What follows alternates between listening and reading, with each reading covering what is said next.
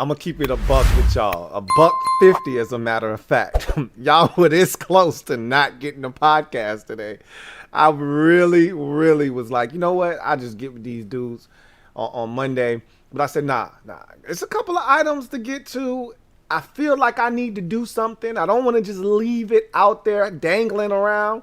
So I said, I'm going to get in, get out. This is going to be one of those straight through podcasts, no breaks. And you know what? Like Jameis Winston, I'm out here trying to eat a dub.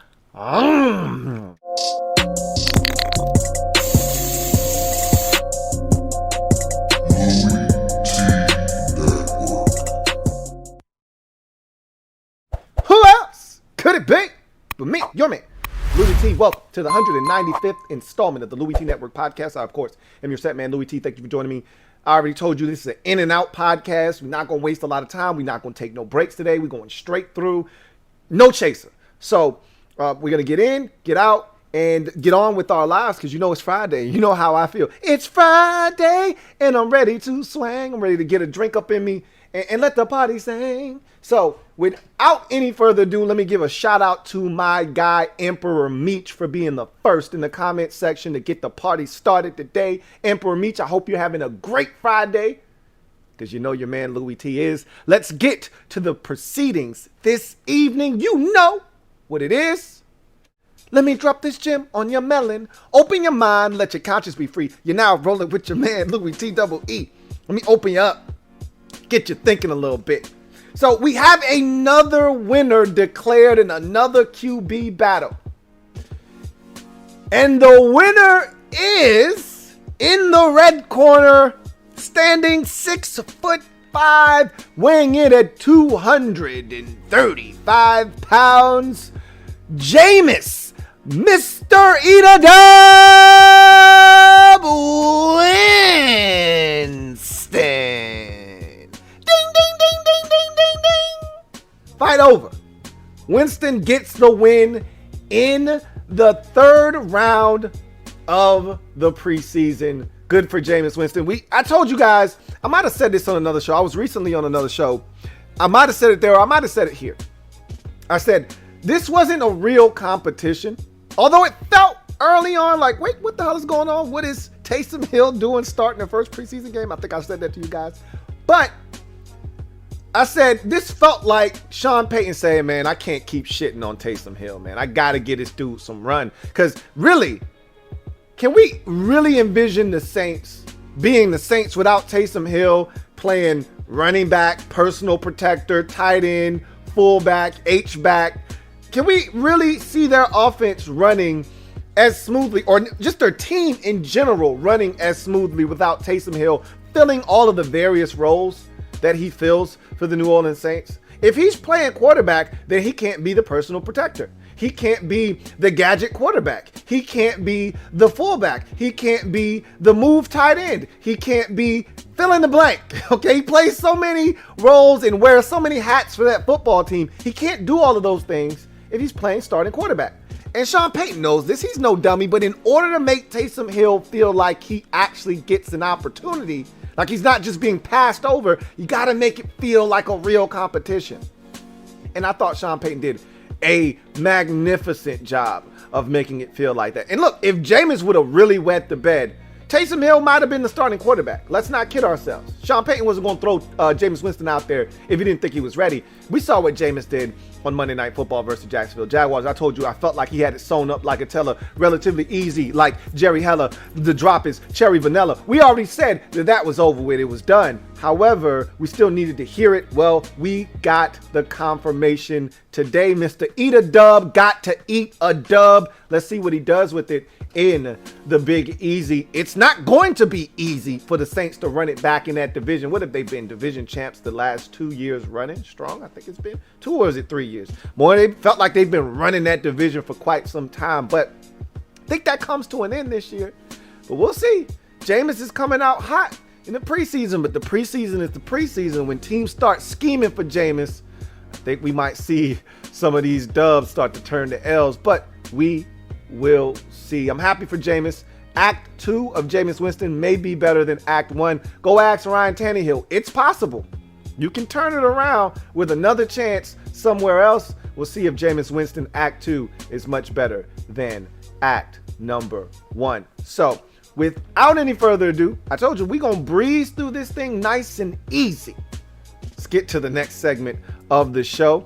And it is In Case You Missed It. And if you out there and you got something you want to talk about, we're going to do this hybrid style. So this could easily turn into a social media maneuver / In Case You Missed It. So if you got something out there, you want to chop it up, we got a couple of extra minutes to toss around some ideas and some conversations. Use the hashtag LouisT Live to have your comment read on the air, or you can super chat to jump straight to the front of the line. So I want to start by talking about Vinny Curry. This is sad, man. You never want to see a guy miss the entire season for any reason, including especially an ailment like this. You know, injuries, they happen, they suck. But when somebody's got a blood disorder and that's going to cause them the entire year, that's a little scary. You know, you stop thinking about football at that point and you start thinking about people's livelihoods at that point. You're like, wait a minute, is this guy going to be okay? So Vinny Curry reportedly had a blood disorder found. And it's amazing. I don't know if this happened, you know, with the, because he's currently with the Jets. I know if the team doctors with the Jets discovered this, or if he had, you know, an outside doctor, you know, find this out. A lot of times, though, with these football players, you know, these athletes, things are discovered with these team doctors. This is amazing. You know, you think about Eric Berry and his cancer scare. You know, you think of Trent Williams, and even though he claims that Washington was kind of dismissive of his tumor in his brain, I don't know. You know, you depending on who you talk to in that situation, at the end of the day, there was something going on there, and I think the team doctors may or may not have had something to do with him figuring that out. Either way, it's amazing how many of these players have things found, you know, by these team physicians and doctors and things of that nature. So this may be another example of that. I just know I wish for nothing but the best for Vinny Curry. Hopefully it's a speedy recovery and he gets well soon. How about the Patriots trading for Shaun Wade? We've seen a few trades here, and this is not uncommon. End of preseason, end of the training camp period, where you start to assess your roster, realize maybe not as tight there as we thought we were. Maybe we need to add a guy or two. You can wait until guys get cut, or you can jump to the front of the line. Similar to a super chat, you can jump to the front of the line and make a trade, because if they got to pass through waivers, you may not get your hands on the guy that you have been eyeballing. And, you know, it's amazing. Shaun Wade, who the Ravens recently traded to the New England Patriots, he just got there. It's not like this guy's in his third year, got a year left on the rookie contract. You throw in this year, 2 years left on the rookie deal, and you say, hey, we've seen enough of Shaun Wade, pass him off to the Patriots. They drafted this kid this year, and they're looking at their secondary like, hey, it ain't no space for you, man. And maybe you can play, maybe you can't, but we don't have time to find out. So instead of cutting you and having you on the practice squad, we just going to pass you off to New England. Good luck, man. Yikes. Okay, that's how we doing it? Okay, that's when you know you got an abundance of riches, when you decide, you know, a late round draft pick. And he's not any average late round draft pick. If this was some kid from Central Florida, you know, UCF, or some kid from USF, you know, South Florida, or some kid from Abilene Christian, you're like, oh, okay. Yeah, 6th, 7th round pick, some dude I never heard of, cool beans, whatever. It's just Shaun Wade, okay? This is a dude that, you know, I think if he goes back to school and plays safety, could easily be in the first round of the NFL draft, because when we saw Shaun Wade the first time around, or if you just said, hey, Shaun, go back to safety, drop over the slot, play some nickel, we think you could really have a chance to be a first round pick. When we saw him early in his career, when he was really strictly a nickel, dude was a baller. So, you know, it's amazing the rap he's gotten, and he deserves it. He was awful at corner. I think it kind of started the tail end of the 2020 season. I thought he was getting roasted a little bit towards the end of that season, and then it bled into 2021. He was awful last year, I thought. Yeah, I think he had a pick 6 in maybe even the first game of the season, but after that, it was all downhill for Shaun Wade. He was not good last year, and when he saw elite competition, he was torched.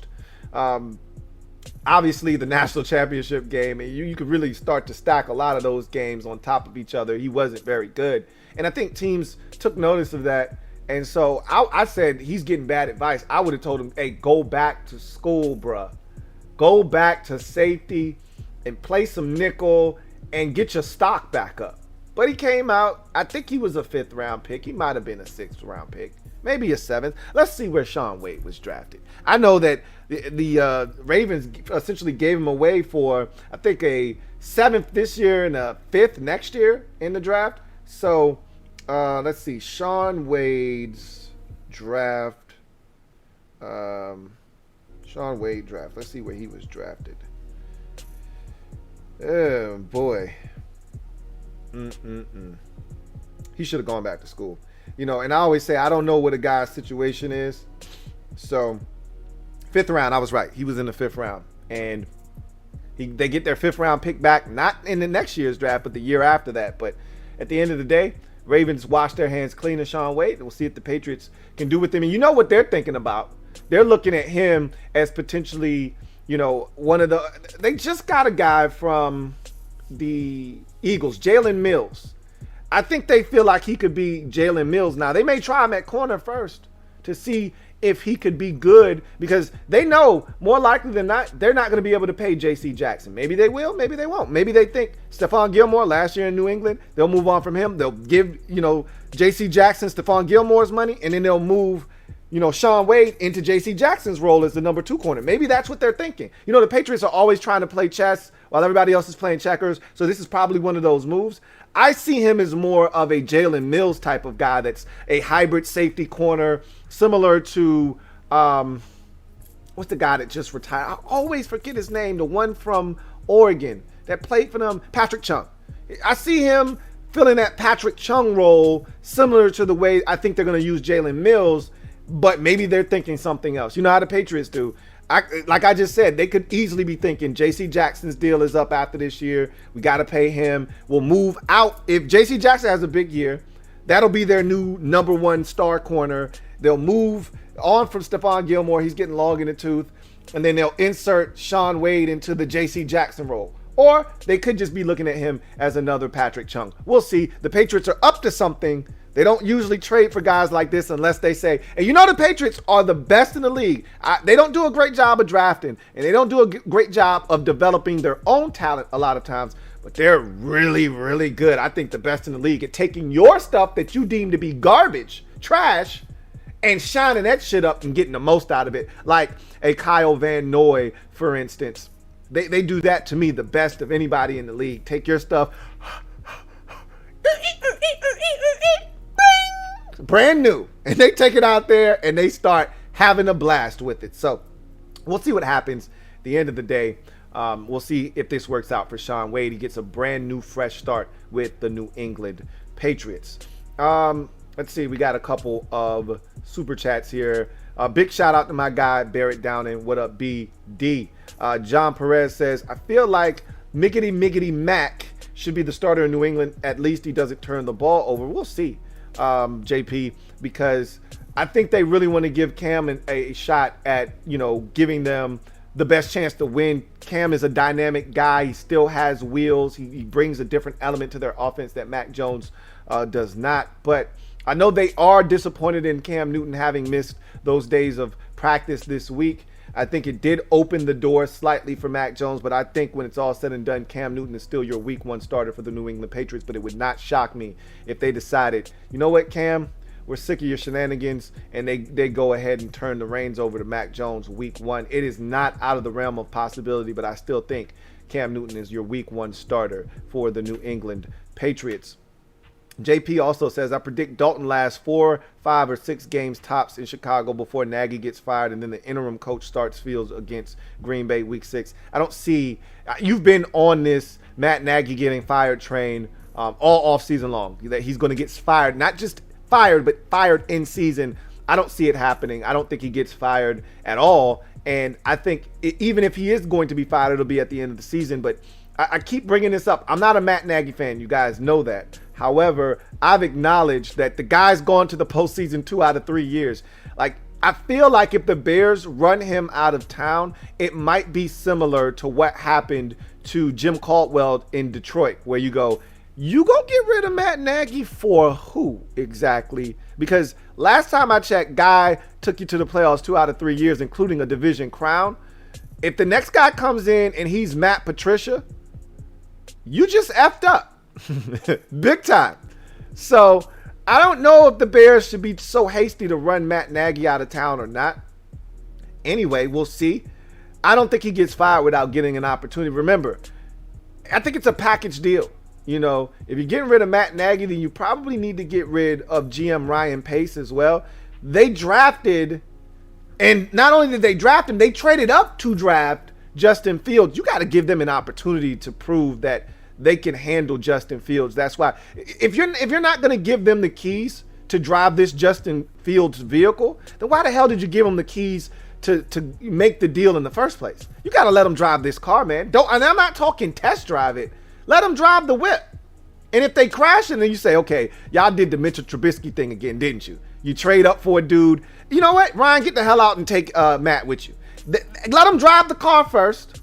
If this is a wreck like Mitchell Trubisky, then they got to go. But to me, you gave them the keys the first time. You wrecked it. After that, you say you don't get to wreck another vehicle. We gave you the Mitchell Trubisky keys. You wrecked that car. You ran that right into a telephone pole. Wrapped it around the damn pole.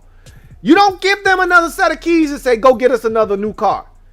If you're going to do that, then you got to let them drive that one too. And if they wrap that one around a tree, that's when you get rid of them. But to me, if you fire them or Matt Nagy before he actually gets his hands on Justin Fields, then what are we doing here? You're going down a very, very slippery slope, because that's how you destroy a quarterback. You bring him into one system, you fire the guys that believed in him, you bring in a guy that says he believes in him, but maybe he really doesn't.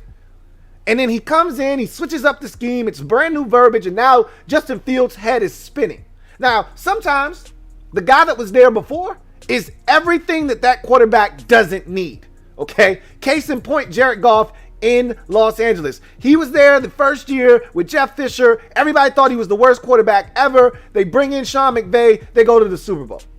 Sometimes you do need a change, but you want to be careful with that, because it can go either way. And a lot of times you keep switching, coordinators and head coaches and GMs. Shit usually goes left for young quarterbacks really, really fast. So I don't really see anything happening there, but we'll see.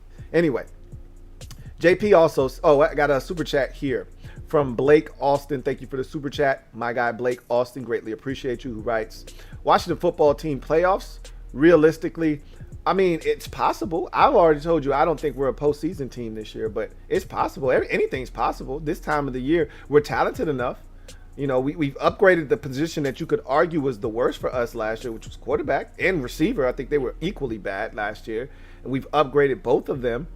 And so, yeah, they've got a shot, seriously. But the schedule is daunting, and we'll see what Washington is capable of doing, what the defense does. Everybody is so high on this defense. I think they're being somewhat inflated. And we're going to see what Ryan Fitzpatrick is. Everybody's seen, oh, my God, Fitzpatrick is playing so good the last 3 years. Okay, we're going to find out. When's the last time you seen this man play 17 straight? 16, okay? Since you want to be literal. Well, technically, this is the first time we've had 17-game season, so he's never done it. 16 games. When's the last time you seen him do that, smart guy? Yeah, that's what I thought. Anyway, I digress. JP says, if I were Shanahan, I start Lance week 1. If I want any chance of winning this year, Jimmy G is straight garbage. Well, I don't think he sees it that way. And you could argue the other way, that if you start Trey Lance, you're putting a pause on a team that thinks they're ready to win a Super Bowl right now. Because remember, the 49ers, they're essentially one whole season removed from being in the Super Bowl. A bunch of injuries last year really deflated that season, but we know what kind of a coach Kyle Shanahan is. And so, and if you're a 49ers fan, you're probably conflicted, because that Jimmy G's ceiling is not very high, but he did take you to a Super Bowl before.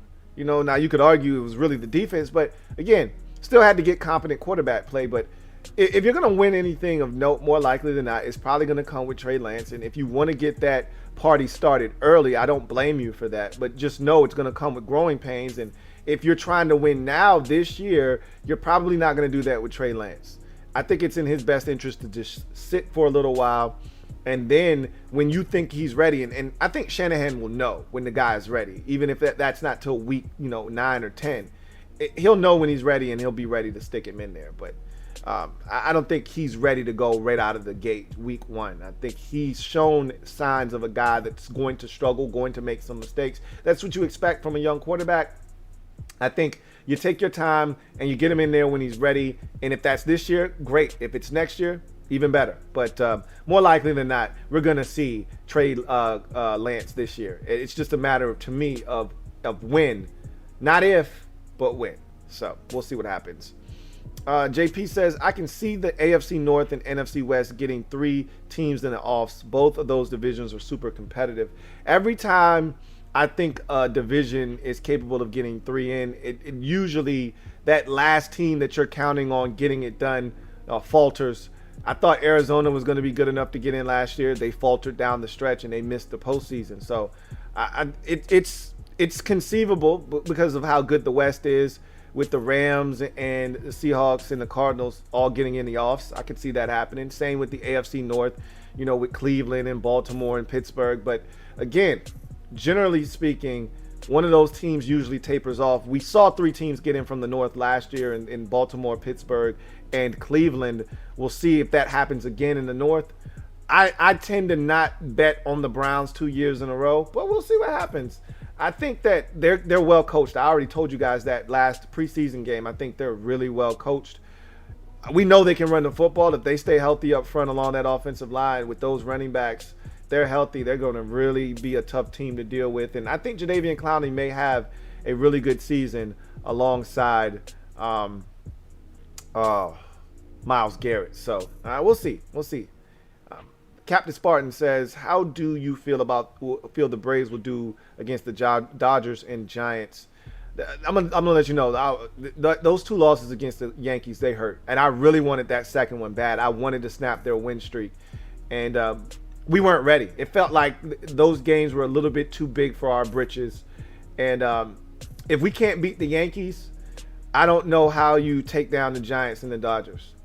So I still think the Dodgers are the best team in the NL, and I don't know if we're good enough yet. I don't think we're there yet, but we're starting to get healthy, which gives me hope and optimism, but I still don't trust the bullpen. I still got issues with that, and we'll see what happens. I do know this. We've now gotten to the point where we should have been, 2-3 months ago, where we were in control of the division, and now we need to start fine-tuning some things for the postseason. But I still think the Dodgers are the best team in the NL, and the Giants have been probably the best team in the NL all season long for the most part, which is a surprise. Everybody thought it was going to be the Dodgers and the Padres. Bottom line is we got the Giants starting tonight. If we can't take 2 out of 3, I think that's a sign that we're not ready yet. And if I'm not mistaken, they should be getting Max in this series, which the Yankees were able to avoid. But we'll see. They got Charlie Morton, who has probably been our most consistent pitcher this year, and we weren't able to get it done. So anyway, I digress. Red Wings 01 says, I wouldn't start Lance this year. He shows flashes of brilliance, but for the most part, he's been extremely raw. Needs time to get up to speed facing NFL players instead of farmers. Like I said, I agree with you. I don't know if you can go a whole year without playing a young quarterback anymore. It's rare. Really, really rare. Especially if Jimmy Garoppolo has a really good season like Alex Smith did, 4 or 5 years ago to keep Patrick Mahomes on the bench essentially that whole season, then yeah, you cool with that veteran playing. But more likely than not, Jimmy G's going to struggle, and they're going to be fans calling for his head, and Kyle probably will get impatient and say, all right, I think Trey's ready. Let's get him in there. So we'll see what happens. But at the end of the day, I don't really see the 49ers rushing to put Trey Lance in there, nor should they. Because similar to the Cleveland Browns, they got a dynamic run game and a defense that's going to keep them in ball games. And if Jimmy G isn't a turnover machine, they should be able to win some games off the strength of the run game, some play action fake off the run, and a really quality defense. But again, if Jimmy G can't manage that, you say, well, why the hell not play the young guy if Jimmy G's not going to give us quality play anyway? So we'll see what happens. Shout out to Condo P. Thank you for your comment. JP says, what would it take to make an Aaron Rodgers or Russell Wilson trade happen? 2 first rounders and then some. Probably that's where you start. That's where the conversation starts. It's probably 2 for and then some for Aaron. It might be 3 for Russell Wilson.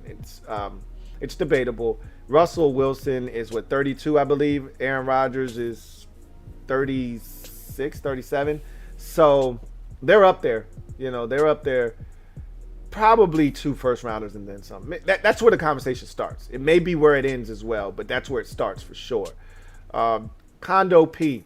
Speaking of Jadeveon Clowney, did you see his comments about guards not being real athletes? Nah, I didn't see that. That's real disrespectful if he did say that, but I mean, that's his opinion. But if I'm him and I got to play against guards, I don't think that's the best thing to actually do or say. But, to each its own. I'm not going to knock the hustle, but if that's how you feel, that's how you feel. But some things are better left unsaid. Some guys just don't seem to understand that concept. You could be thinking that, but you maybe shouldn't say it out loud. Anyway, I digress. In any event, let's finish up this show with garbage time. So, I'm really starting to believe that Cole Beasley, for as good as a wide receiver as he is, he's going to be problematic for the Buffalo Bills this year. And it may be in their best interest to tell Cole, you know what? We're going to have to go in a different direction. And somebody else would probably sign Cole Beasley and be willing to deal with his stance. I don't have a problem with Cole Beasley's stance. But every time somebody takes to social media, it's not your job to become the anti-vaxxer police. And it's not your job to always have something to say. So Isaiah McKenzie gets fined by the NFL. Apparently. And what's up with these young boys wanting to post, their fine letters on socials? Like, come on, man, grow up. Like, social media isn't for everything. You might be upset. You might be disappointed. But don't post your business on socials. That said, he posted the letter he received from the NFL. Apparently, he wasn't wearing his mask. How the NFL knows this, I don't know. Maybe they got a guy in the bushes with binoculars making sure that... I know in certain companies, they put their agents in the bushes, behind trees, watching their employees to make sure they're following safety protocols. And if they're not, they write them up. Okay? Maybe that's what the NFL they're doing. Maybe they're in some bushes outside of Orchard Park, in the training facilities of the Buffalo Bills, and they're watching them, and they're out there scoping every team, and they got an agent set up in by every team's training facility and practice field. Whatever the case may be, apparently he wasn't wearing his mask at 5:32 p.m. on a Tuesday afternoon. Whatever. I don't know how they knew this, but apparently they did. So he gets fined, for not having his mask on and, not being vaccinated and being around teammates, this, that, and the third. And apparently Cole Beasley got in trouble for the same thing, not having his mask on, whatever the case may be. And then, Cole decided, well, you're going to fine me. Even though I've followed all your little funky protocols, we got a dude that's vaccinated and a trainer here, and he ended up getting COVID. And, what's the penalty for that? And what the hell is the purpose of me having to do all of this stuff if dudes who are vaccinated are still getting COVID and this, that, and the third? I'm like, Cole, whoa, bro. Slow down. What are we doing right now? If I'm the Bills, I'm like, look, we don't need this shit. We're a really good football team. We were 1 game away from the Super Bowl. This shit could come undone real easy because Cole Beasley is in his feelings. And the Bills have plenty of unvaccinated guys in that wide receiver room, as it is, that could easily be led astray by Cole Beasley.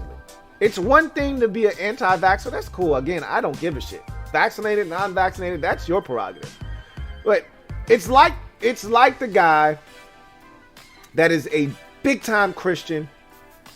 And again, I love it. Love you loving your faith. But it's the guy that wants to put his faith off on you. That's the guy that annoys me. Okay? It's cool to love God and to love your faith. It's another thing to take the next man and say, I'm going to push my faith off on you whether you want me to or not. I feel like Cole Beasley starting to walk that fine line between standing up for a cause and being annoying. Now you're like, hey Cole, chill out, bro. Relax. Be easy. We understand where you're coming from. Remember that the NFL is a private entity. They can do whatever the hell they want. They can do whatever they like. Yeah. So technically speaking, if they really wanted to be some dicks about it, they could just say, hey, everybody's got to be vaccinated or you can't play. But they know they can't be stupid.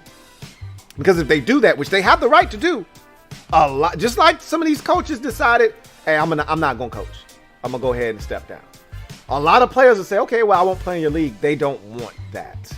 Okay. Because some of the best players in the league right now are currently unvaccinated. They don't want that. They don't want those dudes saying, nah, well, then I won't play. So that's why they know it's a fine line they're walking here. However, be easy, Cole. Let's not do all of the extra stuff. It'll be interesting to see if something else happens, because we're starting to see these cases ramp up a bit. The Titans, for the second year in a row, outbreak. I don't know what they're doing in Tennessee, but apparently they don't know how to keep things under control there. Because this is the second year we've had. Did they have an outbreak? You know what? Yeah, they did. It was them, because I was about to say maybe it was Buffalo. No, it was Tennessee, and the Bills had to delay their process because we were supposed to get them and the Chiefs on a Thursday night, and because the Titans had an issue, they had to postpone that game till Tuesday. So then we didn't get Chiefs and Bills on a Thursday. We got Chiefs Bills, I think, on a Monday. So anyway, I digress. This is the second year in a row the Titans have had issues with COVID. I don't know what they got going on. Their head coach, Mike Vrabel, had COVID, and then, they had a whole lot of nonsense. I think like 9 guys now have had to, go through the protocols and have to quarantine with the Titans. It's a mess. And I'm hearing from Dr. Alan Sills, which is the NFL's league doctor, essentially, or medical advisor, that all of the NFL cases have been the Delta variant, which I didn't know. So, that's rough. In any event, you can see how this thing could get out of control this year. I mean, if what happened to the Titans happened during the week of a game, they might have had to forfeit, depending on if those guys were vaccinated or not. The league is coming down on teams that aren't vaccinated. If they aren't vaccinated, I don't know who was or wasn't and what the numbers were for the Titans. If they couldn't put a team on the field because of this, the league's like, we're not really looking to try to help everybody fit into this schedule. We're not going to be doing a whole bunch of juggling for y'all. So, I don't know. Things are getting interesting. I told you this is a topic I really prefer not to talk about, but I just thought I'd throw this out there because Cole Beasley, to me, is doing a ton. So, in any event, we'll see what happens with the Bills. I know I've talked to a bunch of Bills fans who are like, come on, Cole, man, chill, bro, chill. We really don't want to do you, but we'll do you. Okay? He was on the NFL top 100. So it's not like he's not a good football player. If his name were Cole Hamilton, he'd have been cut already. But he's Cole Beasley. So the Bills are putting up with this. But at some point, they're going to say, all right, enough's enough. Look, bro, either you're going to play football and shut up, or you got to take your ass home. And he's already said, I'll retire. I don't have any problems. I've had fun with this game. I've made money. So it's whatever. For real, whatever y'all trying to do, I'm cool with it. So he's already made it known, y'all can't hurt me. So when dudes already tell you in advance, y'all can't hurt me, I'm a machine jerk. When somebody tells you that, that's when you go, oh shit. He don't give a F. All right, we might have to put our foot down. When somebody says, on God, on my mama. All right, y'all, get your stuff. It's time to go. Somebody about to do some stupid shit. Come on, no, get your stuff. We don't have time to explain. Get your stuff. On my mama, on God. That's when you say, all right, come on, get your stuff. We got to go. You're going to hear some gunshots, or you're going to hear somebody go, ah! Get your stuff. It's time to go. Cole Beasley already announced to the Bills, I don't care. On my mama, I quit. So you already know he'll say whatever. And you can do whatever because he don't care. So I'm not saying Buffalo. I'm just saying. Anyway, I digress. I got a super chat here from my guy, Captain Spartan 04. I'm going to take this one on the way out. Says, Jordan Berry too, but the Vikings might be buyers. That's random. What are you talking about? Maybe let me go back to your last comment. Maybe you continuing. Oh, wait. Here we go. I got 2 super chats from him. So this is why it didn't make sense. He says, can you read my Steelers scrap comment, please? Sure thing. I'm assuming this is it. Do you think any of these Steelers scraps have any trade value? Zach Gentry, Carlos Davis, Justin Lane, Jalen Samuels, Cassius Marsh, unless Ulysses Gilbert the third, and potentially James Washington. And then you threw in Jordan Berry too. Your punter? Somebody's got to be super desperate for Jordan Berry because obviously you got the young fella that you just drafted out of Georgia Tech that you probably want to roll with. And Jordan Berry's kicked the ball really effectively this preseason, so he may have a little bit of value, Mike Jordan Berry, but it's hard to extract any value out of a punter. If they know you got 2 of them and they know you're not keeping both of them, they might just try their hand at letting you release them and putting in a waiver claim because not a ton of teams are going to be looking for an upgraded punter. So I don't know if you'll get anything out of him, but there may be a little bit, a 7th round pick or something like that you can extract out of Jordan Berry. But the only guy realistically that I see out of all those names, maybe 2 of them, 3 maybe. Justin Lane, Jalen Samuels, and James Washington. So for me, Justin Lane, you had to have loved him coming out of Michigan State. If you didn't, then you're probably not going to love him now because he hasn't done anything to really warrant somebody wanting to come and take him off your hands. So you had to love Justin Lane coming out of Michigan State, and you think, hey, the Steelers just haven't been using him right. Let me take a look at this kid. But I don't think anybody's going to give you anything for him, honestly. But if you loved him coming out of the draft, he's still young and on a rookie contract, maybe. Jalen Samuels, he's a Swiss Army knife. I don't know if he's done enough for people to really respect him enough to give you something for him. But he has the ability to run it a little bit. I just don't think he's a good enough athlete for someone to want to take him off your hands and give you something for him, and then James Washington would be appealing, but this is the last year of his rookie deal, if I'm not mistaken. Are you really going to give up some draft capital for a guy that doesn't have another year of service left on his rookie contract? Meaning that if you trade for him, you got to be able to re-sign him, or else you just wasted a fill-in-the-blank round pick. Even if it's a 6th round pick, you'd like to be able to say, yeah, I traded for him and he's going to be here for the next 3 seasons.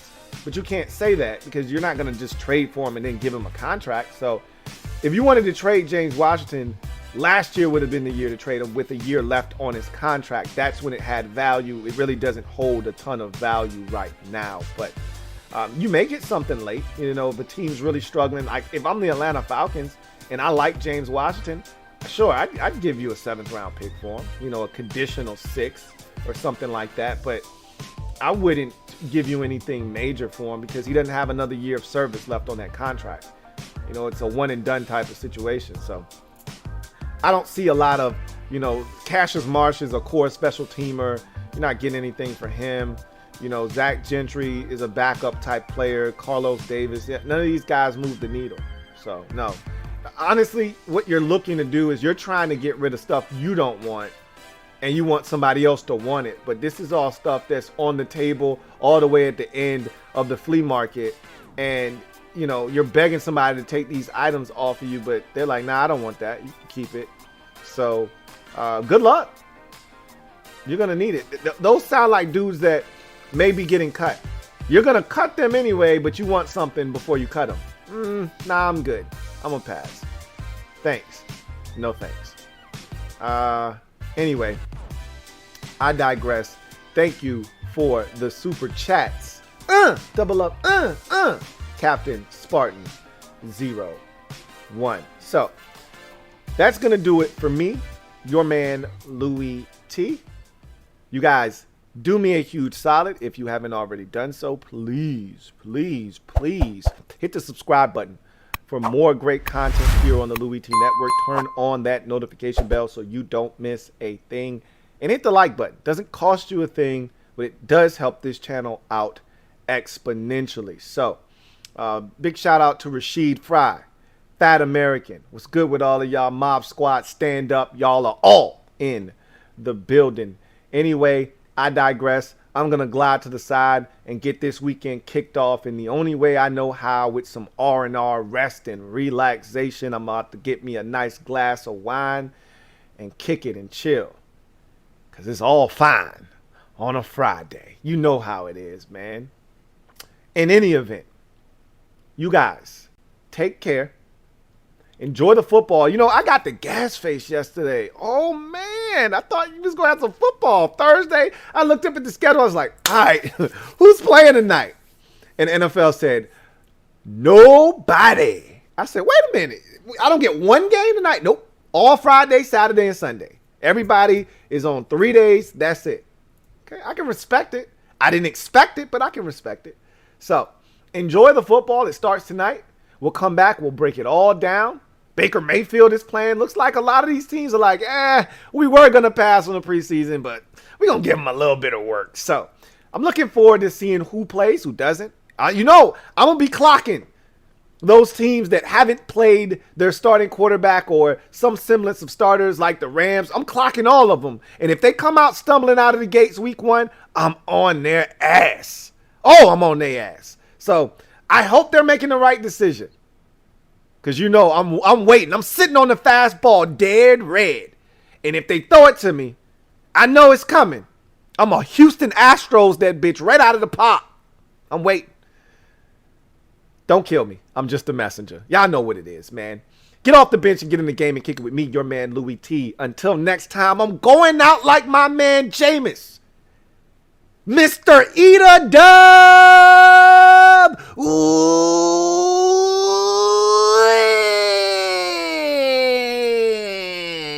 stuff.